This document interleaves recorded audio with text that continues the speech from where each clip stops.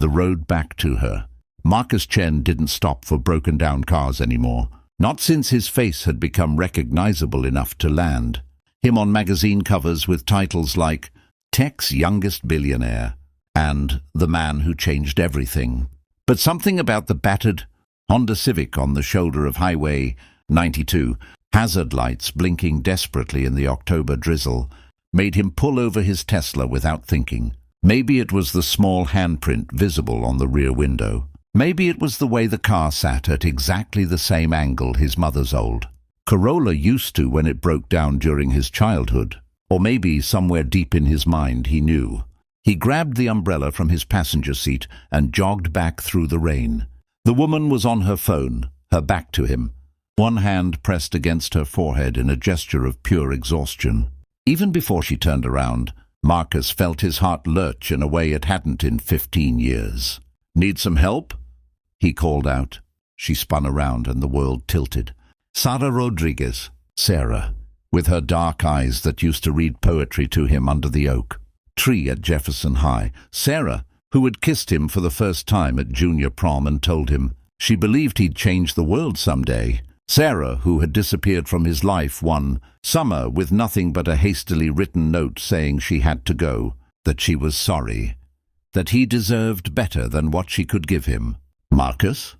Her phone slipped slightly in her hand. The umbrella he was holding suddenly felt impossibly heavy. Sarah. Her name came out like a prayer he'd forgotten he'd been saying. For a moment they just stared at each other across the rain-slicked asphalt. 15 years collapsing into nothing. She looked different. Older, yes, but more than that. There were lines around her eyes that spoke of sleepless nights and worries carried alone. She wore scrubs with cartoon characters on them, and her hair was pulled back in a messy ponytail. She was even more beautiful than he remembered. "Your car," he finally managed, gesturing at the Honda. "Right, yes, it just—" She laughed, but it was brittle around the edges. "It died. The mechanic told me last month I'd need a new transmission soon, but I thought I had more time. I was just trying to get home from my shift at Valley General. My daughter—" She stopped abruptly, and something flickered across her face. Daughter. The word hit him like a physical blow, though he had no right to feel it. "Let me look at it," he said, already moving toward the hood.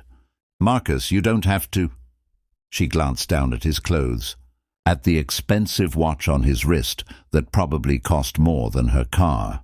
"I called a tow truck. They said 45 minutes. 45 minutes in this rain?"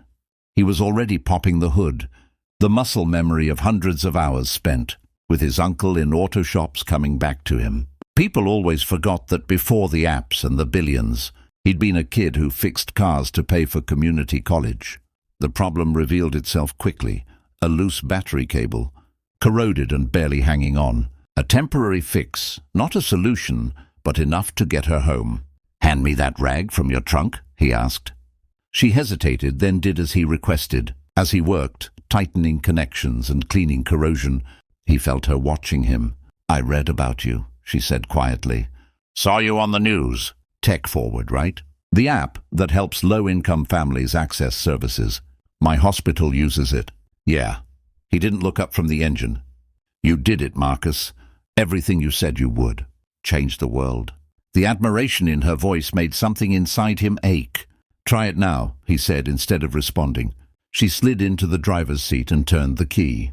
The engine coughed, sputtered, then caught. Through the windshield he saw relief wash over her face, followed immediately by something that looked like guilt. When she stepped out again, she wouldn't meet his eyes. "Thank you. Really, I should— Why did you leave?" The question hung between them. He hadn't meant to ask it, not like that, not after all this time. But here she was, and here he was. And suddenly 15 years of wondering felt like too much to carry for another moment. Sarah wrapped her arms around herself. "Marcus, one day you were there and the next you were gone. Your mom wouldn't tell me anything. Your phone was disconnected. I looked for you, Sarah. I looked for months." "I know." Her voice was barely audible over the rain. "I'm sorry." "That's not an answer." She looked up at him then, and her eyes were bright with unshed tears. "I was pregnant." The rain seemed to get louder, Or maybe that was just the sound of his own heartbeat. I was 17 and pregnant, and my mom was so angry. She said I'd ruined my life, that I'd ruined yours. She sent me to live with my aunt in Phoenix, made me promise not to contact you. Sarah's words came faster now, like a dam breaking. You had that scholarship to Berkeley, Marcus. You had dreams, plans. I wouldn't be the reason you gave all that up. That wasn't your choice to make. His voice came out harder than he intended. I know that now. But I was 17 and terrified, and my mother kept saying I'd trap you, that I'd ruin your future, and I believed her. Tears were streaming down her face now, mixing with the rain. I thought I was doing the right thing. Marcus tried to process this, tried to reconcile the lost possibility with the life he'd built. Where is the father? Sarah's laugh was bitter. There was no one else, Marcus. There's never been anyone else. The words took a moment to penetrate. When they did, his knees nearly buckled. What? Her name is Emma. She just turned 14 last month. She has your eyes, your smile, your horrible habit of biting your lower lip when you concentrate. Sarah was crying openly now. She's brilliant and kind, and she makes terrible jokes. And every single day I look at her and see you. Marcus couldn't breathe. Couldn't think. 14 years. He had a daughter who was 14 years old. He turned away, walked a few steps, came back. Why didn't you tell me? After you left, after she was born, why didn't you? I tried. Sarah's voice broke. When Emma was 3, I finally worked up the courage. I found your number, called you, but you just made your first million. The person who answered said you were in meetings all day, asked what it was regarding. I panicked and hung up. And then I saw you on the news with that woman, the venture capitalist, and I thought, that was business, Sarah, just business. I know that now. But at the time I thought I'd missed my chance. And as more years passed, it got harder to imagine telling you. What was I supposed to say? Hi, remember me? Surprise, you have a daughter. Ah, she wiped at her eyes. I convinced myself you were better off not knowing. That we both were. Better off? Marcus heard his voice rising. I had a right to know. She had a right to know me. You're right. You're absolutely right. Sarah's shoulders shook. I was a coward. I am a coward. But Marcus, I was so scared. Scared you'd hate me for keeping her from you. Scared you'd take her away. Scared I'd ruined her life the same way my mom said I'd ruin yours. The anger drained out of him as quickly as it had come, replaced by a grief so profound it made his chest ache. 14 years of birthdays he'd missed.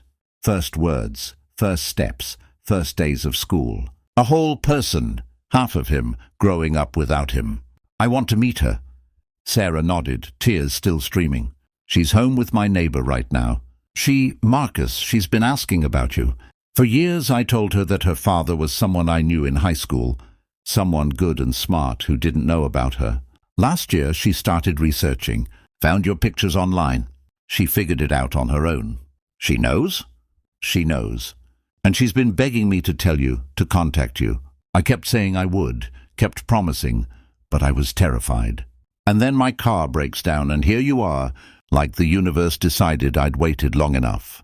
Marcus looked at this woman who had been his first love, his first heartbreak, his what-if for 15 years. She looked exhausted and scared and so sorry. He thought about all the anger he'd carried, all the nights he'd wondered what he'd done wrong. And then he thought about a 14-year-old girl with his eyes who knew he existed, but had never heard his voice. I'm angry, Sarah. I'm so angry I can barely think straight. He took a breath. But we don't have time for me to be angry. I've already missed 14 years. I'm not missing another day. Hope flickered across her face. You mean, take me to meet my daughter? The drive to Sarah's apartment took 20 minutes. Following her struggling, Honda in his Tesla. Marcus used the time to call his assistant, cancel his evening meetings, reschedule tomorrow's board presentation. In the space of an hour, his entire world had been rearranged, and he was still trying to understand what it looked like now.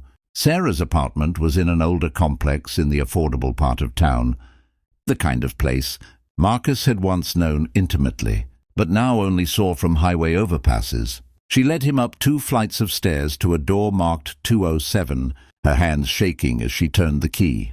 "Mrs. Park?" she called out as they entered. "We're home."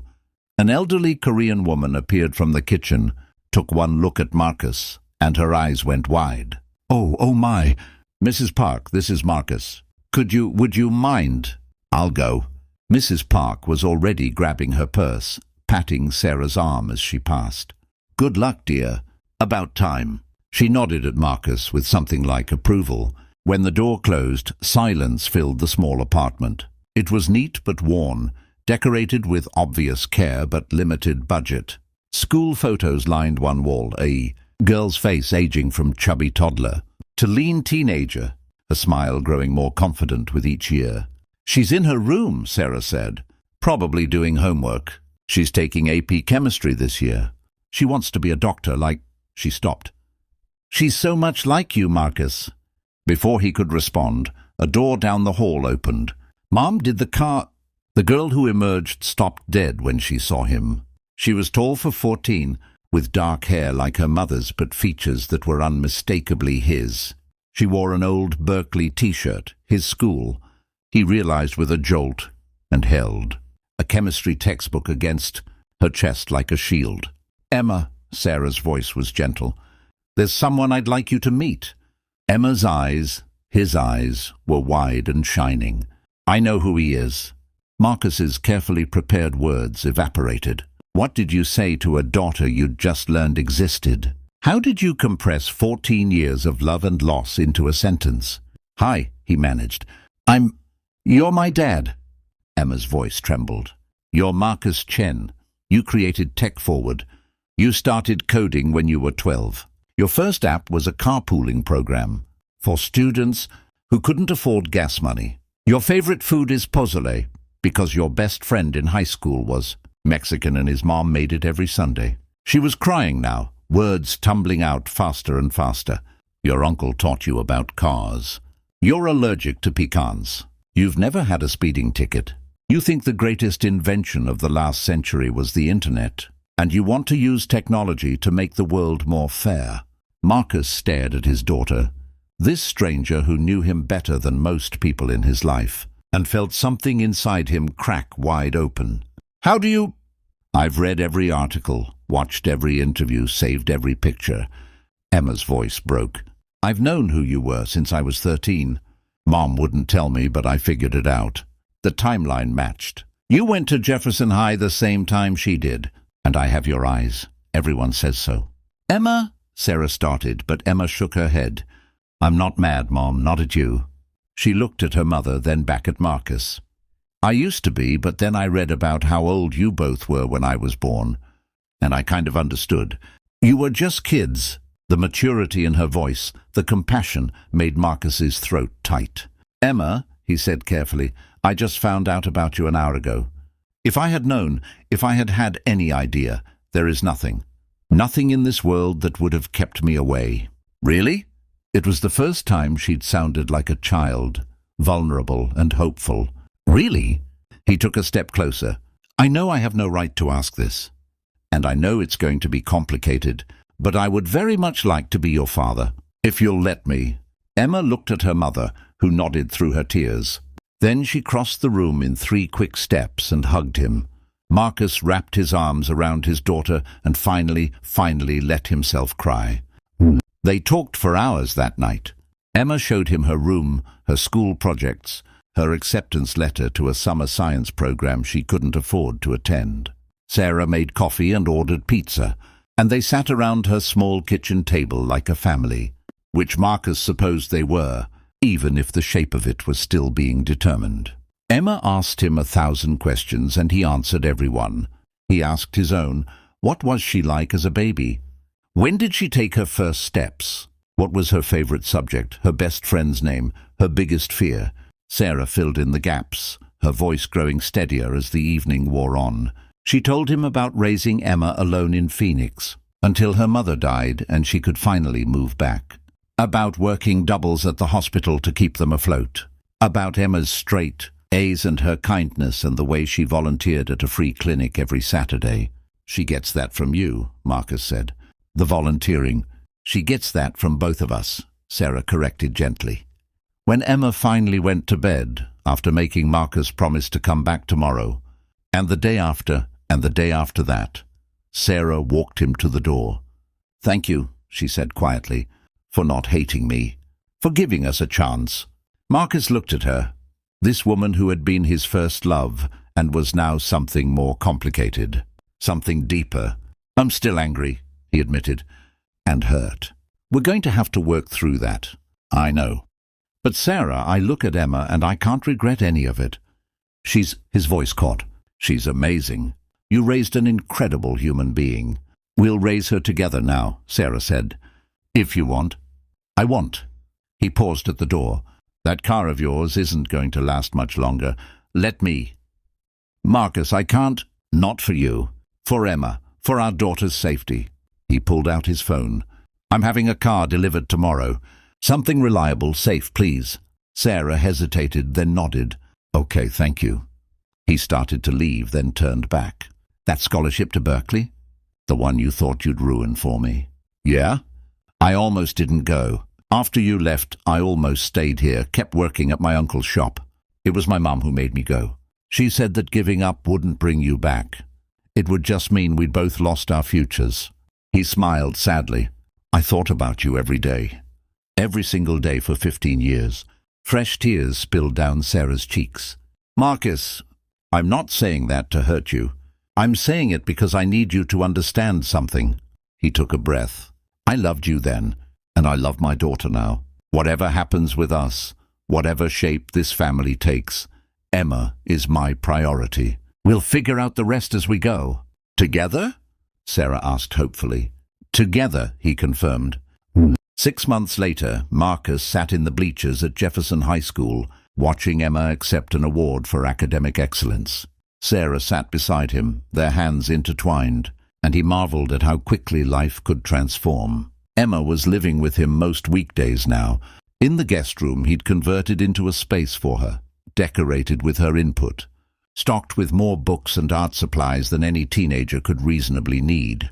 Sarah had protested at first, worried about disrupting Emma's life, but Emma herself had been thrilled. "I want to know him, Mom," she'd said simply. "I want to know my dad." They'd worked out custody informally, flexibly, focused on what Emma needed rather than legal requirements. Marcus had paid off Sarah's nursing school loans over her objections and offered her a job as a consultant for Tech Forward's healthcare initiative, which she'd accepted. Not because she needed his money, she told him firmly, but because she believed in the work. They were taking it slow otherwise. Dating, Marcus supposed, though dating seemed like an inadequate word for what it meant to fall in love with someone for the second time, while raising a teenager together. But there had been dinners, movies, long conversations about everything they'd missed. Sarah was seeing a therapist to work through the guilt she carried.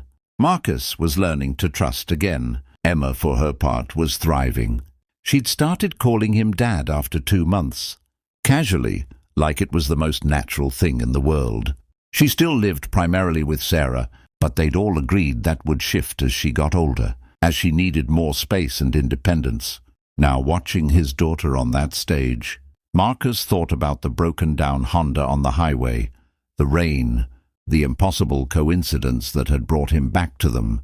He'd stopped believing in fate years ago, but it was hard not to see some kind of design in it all. Emma found them in the crowd as she left the stage, her face breaking into that smile that was half him, half Sarah, entirely her own. She waved, and Marcus waved back, his heart so full it ached. "You okay?" Sarah asked softly. "Yeah," he squeezed her hand. "Just thinking about the 15 years I missed. Try thinking about all the years ahead instead." He looked at her, this woman who had broken his heart and then, impossibly, given it back fuller than before. "Is that what you do?" "Every day," she said.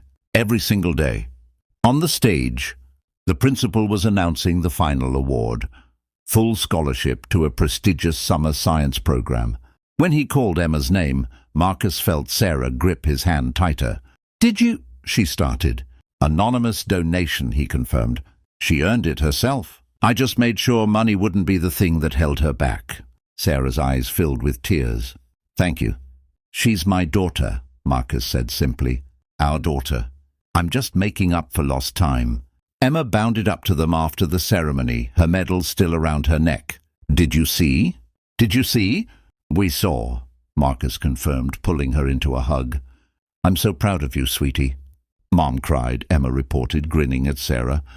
I did not, Sarah protested, wiping at her eyes. You totally did.